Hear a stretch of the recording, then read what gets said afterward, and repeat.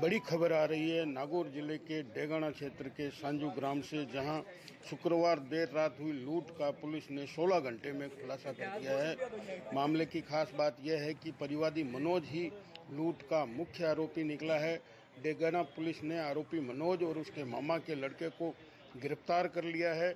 आरोपी मनोज ने अपने मामा के लड़के के साथ मिलकर रची थी लूट की साजिश। आरोपी कर्जा चुकाने के लिए रची थी लूट की साजिश। डिप्टी डेगाना नंदलाल सैनी एवं सुभाष पूनिया ने मामले को खुलासा कर दिया है। प्राप्त जानकारी के अनुसार डेगाना उपखंड में शुक्रवार देर शाम 8:45 पर खिमताना के किसान मनोज बाजिया के साथ 4.5 लाख रुपए की लूट की अजीबोगरीब कहानी सामने आई, क्योंकि इस कहानी का रचयिता स्वयं परिवादी मनोज बाजिया था, जिसने मामा के लड़के प्रहलाद राम निवासी खियाबाज से मिलकर लूट की कहानी को रचा था। पुलिस सूत्रों के अनुसार शुक्रवार को किसान के आंखों में मिर्ची डालकर लूट करने का मामला डेगाना पुलिस में पीड़ित मनोज बाजिया ने दर्ज करवाया। उसके बाद डेगाना डिप्टी नंदलाल सैनी व सीआई सुभाष पूनिया मौके पर पहुंचे। आसपास के सीसीटीवी कैमरे खंगाले तो वस्तुस्थिति कुछ और नजर आई। किसी भी कैमरे में कुछ भी नजर नहीं आया। वहीं मौके पर एकत्र लोगों और स्कॉर्पियो के चालक ने भी किसी प्रकार के बाइक सवार द्वारा लूट की वारदात से अनभिज्ञ बताया। मामले को लेकर जब पूछताछ की गई, प्रहलाद राम जिससे कि आरोपी ने बात की थी उसको बुलाया गया, तो प्रहलाद राम ने पूरी कहानी को उगल दिया और बताया कि मनोज बाजिया पर कर्जा ज्यादा था, ब्याज बढ़ा था, उसको बचने के लिए यह कहानी रची गई। डिप्टी नंदलाल ने बताया कि रात को करीबन 9 बजने में 2-3 मिनट पहले थाने पे फोन आया था कि सांजू गांव में किसी व्यक्ति के साथ 4.5 और 5 लाख की लूट हो गई है, जिस पर एसएचओ साहब डेगाना और मैं तुरंत मौके पे गए। करीबन 20 मिनट में यहाँ से मौके पे पहुंच गए थे। लोगों की काफ़ी भीड़ थी वहाँ पे। परिवादी है जो मनोज कुमार बाजिया चौधरी है, जिसने बताया कि साहब मेरे साथ 4.5 लाख रुपए की लूट हो गई है। घटना का पूछा गया तो बताया कि 7,33,000 का मैंने इसबगोल बेचा था।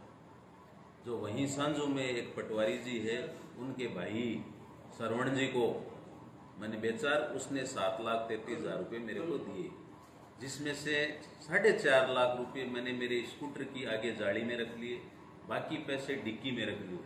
अब इसका कारण पूछा तो कि डिक्की में साहब पूरे पैसे आए नहीं थे, इसलिए मैंने 4.5 आगे रख लिए। अब वहां से जस्ट निकल के ये 100 मीटर आया होगा, रोड पे आके खड़ा हो गया और मोबाइल पे बात कर रहा था। तो इसने बताया कि मैं मोबाइल पे बात कर रहा था, इतने में पीछे से 2 मोटरसाइकिल सवार आए और मेरी आंखों में मिर्चें डाल के और 4.5 लाख रुपए जो जाली में रखे थे लेके फरार हो गए। जिसपे इसने इस घटना की सूचना उस चालू मोबाइल से ही अपने मामा के लड़के कुछ और भी थे, उनको इसने मोबाइल पे ही बताया कि मेरे साथ लूट हो गई है। पब्लिक भी इकट्ठी हो गई वहां पे।